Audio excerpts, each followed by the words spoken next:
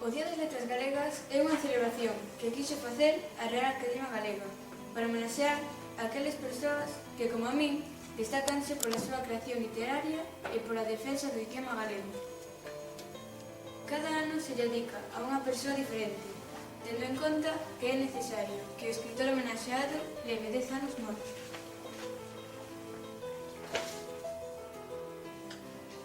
Ai, así que teño que morrer para que me faga unha festa. Iso que non me quero convidar.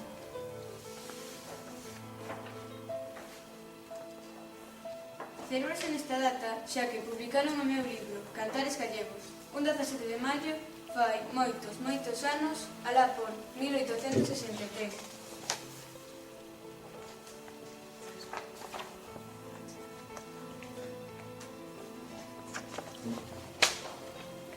E gracias a eles tedes un día festivo no que non ides ao cole os pequenos nin os maiores.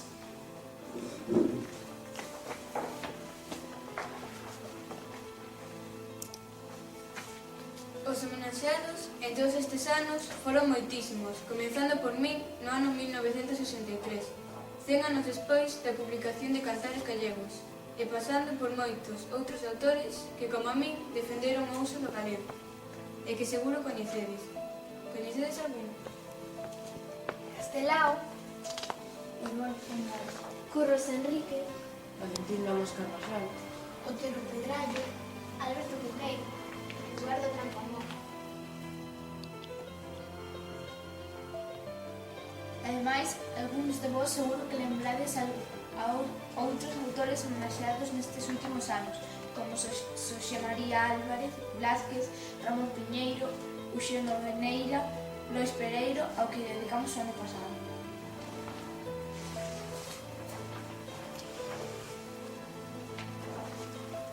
Pois ben, este ano adícaselle a Valentín Paz Andrade. Imos coñecer un pouco máis sobre ele.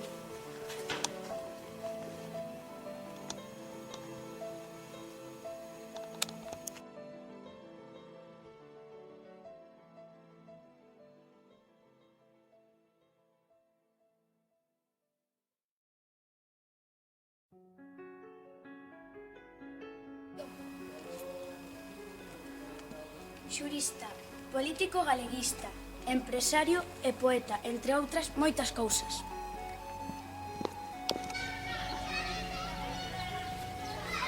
A polifacética trayectoria de Valentín Paz Andrade fixo que o elixeran para formar parte da Real Academia Galega e que hoxe se dedique ao Día das Letras Galegas.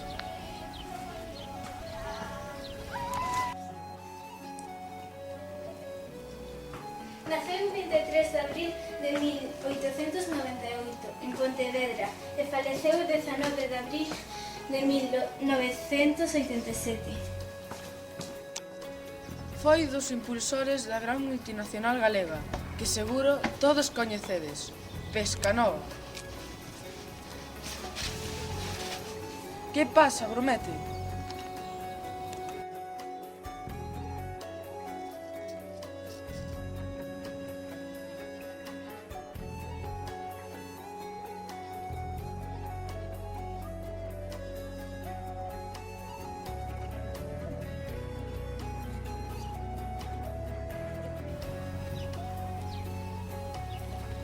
A dictadura, xa sabedes, cando un tal Francisco Franco mandaba por aquí.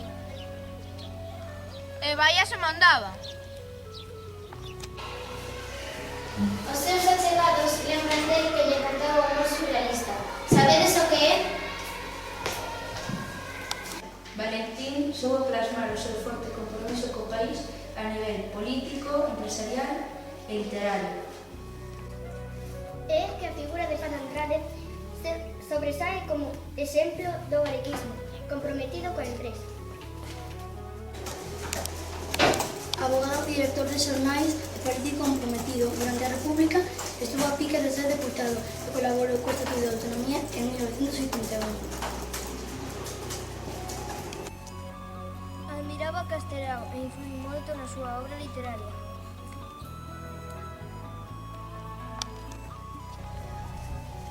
E xa sabedes, Valentín Paz Andrade foi desterrado, é dicir, o botaron do país nas primeiras décadas da dictadura.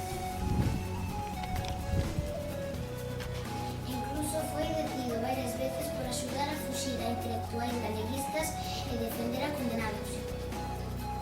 E por isto todo é polo que dedicamos o Día das Letras Galegas do ano 2012 a Valentín Paz Andrade.